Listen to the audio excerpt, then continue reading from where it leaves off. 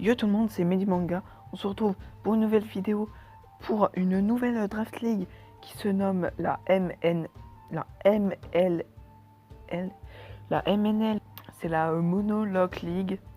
C'est tout simplement pour expliquer assez brièvement une Draft League qui est une sorte de draft monotype. Qu'est-ce que c'est d'abord une draft monotype? Une draft monotype, c'est nos 11 Pokémon sont du même type. Voilà. Mais c'est pas exactement une draft monotype. C'est une draft monotype où chacun de nos Pokémon ne sera pas jusqu'à la fin le nôtre. Ce que je veux dire par là, c'est qu'à chaque fois qu'on perd un match, ou plutôt qu'on gagne un match, on peut échanger avec l'adversaire le gagnant choisi. On peut échanger un Pokémon à l'adversaire, ce qui est très intéressant quand tu es en monotype, tout simplement parce que tu es faible à un Pokémon. Par exemple, je sais pas, je suis le type normal, j'affronte le type spectre en premier, je gagne.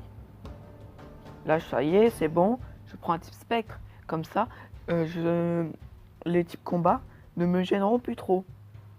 Enfin, plus trop aussi quand même, parce que tu auras toujours minimum 5 Pokémon qui sera neutre à ça, mais bon, ça va quand même. Donc, voilà. Donc, c'est parti. On part directement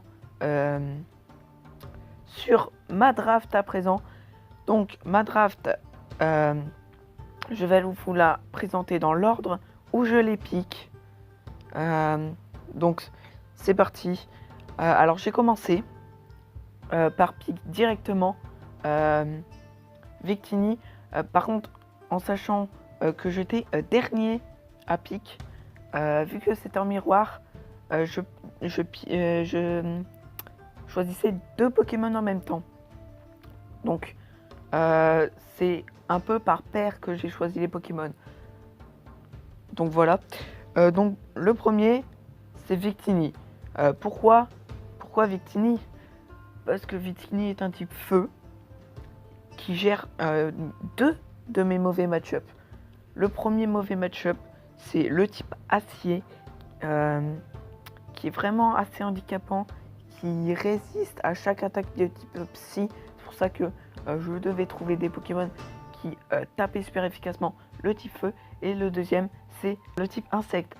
Le type insecte tape super efficace ou neutre sur tous mes Pokémon.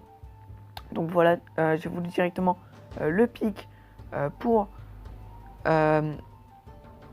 être tranquille. Il pourra taper des coups de victoire.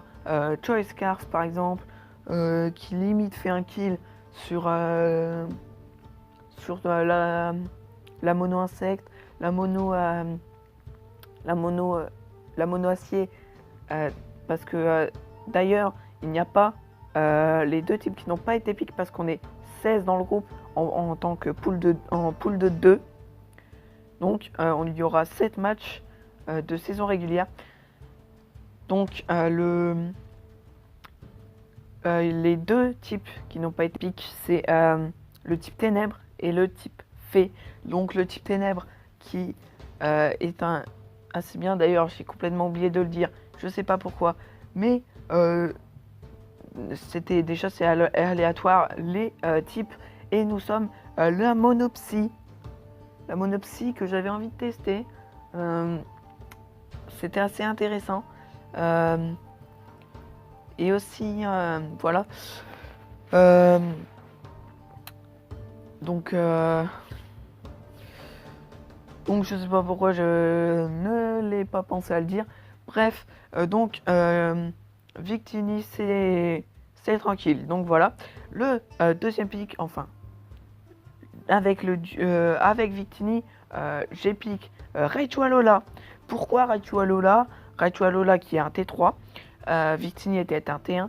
Raichu Alola, tout simplement parce que c'est le seul type électrique psy des 800 Pokémon du jeu. Donc forcément, et aussi, c'est un Pokémon très convoité par les monos de type électrique. Donc j'ai voulu taper directement dans un type électrique, tout simplement parce qu'il allait être pique assez vite, sinon par la mono électrique.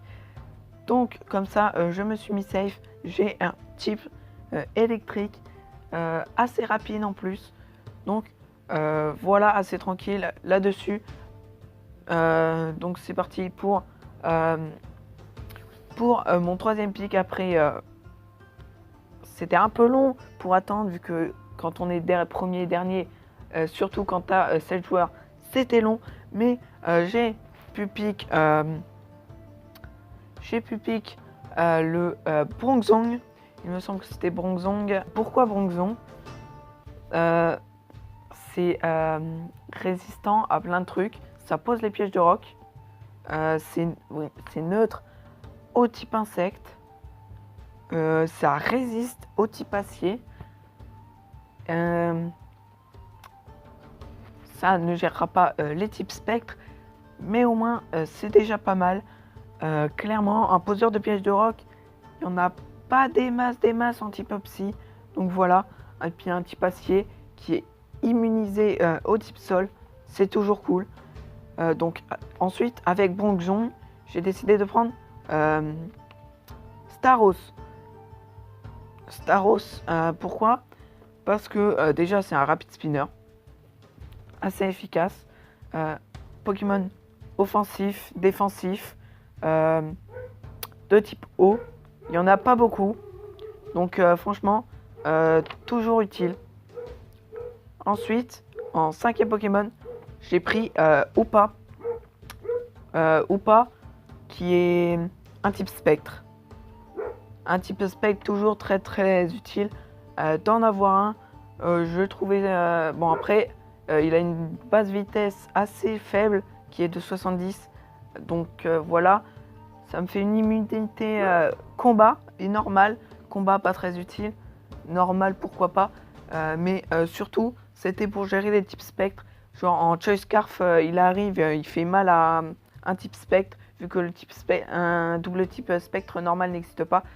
Toujours bien d'avoir un type spectre. Même si le type spectre ténèbres existe toujours. Grâce à Ténéfix, Spiritomb et un autre Pokémon je crois.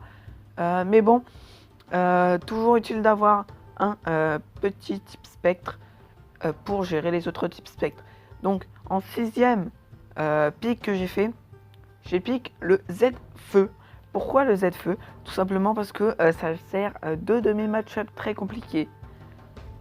Et il ne restait pas non plus des masses. Enfin, il y avait déjà quelques Crystal Z qui avaient été pick.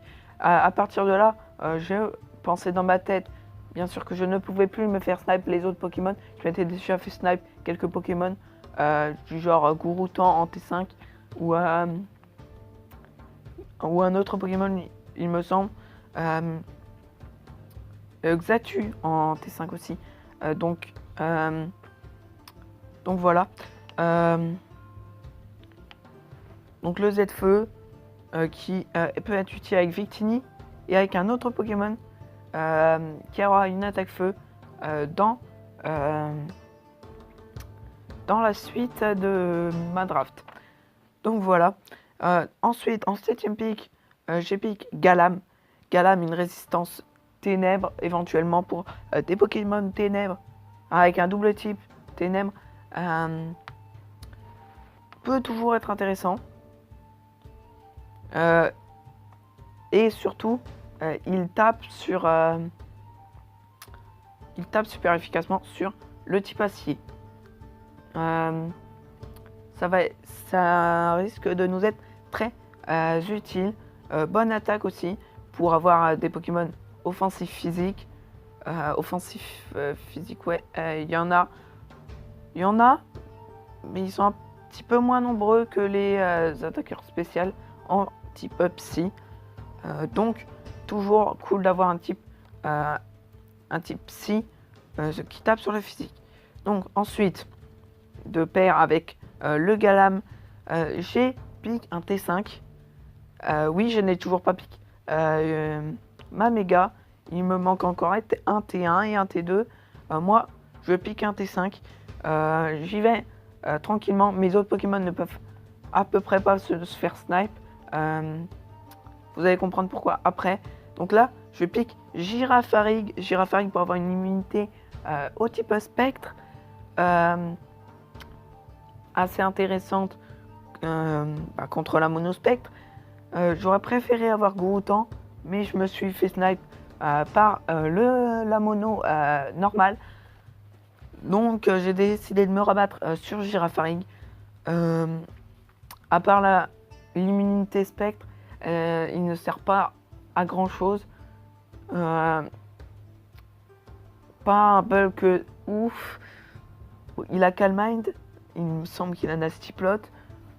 Donc voilà, il y a quelques trucs à faire. Mais sinon, pas grand chose à dire pour ce Girafarig. Ensuite, je ne pouvais plus me faire snipe là.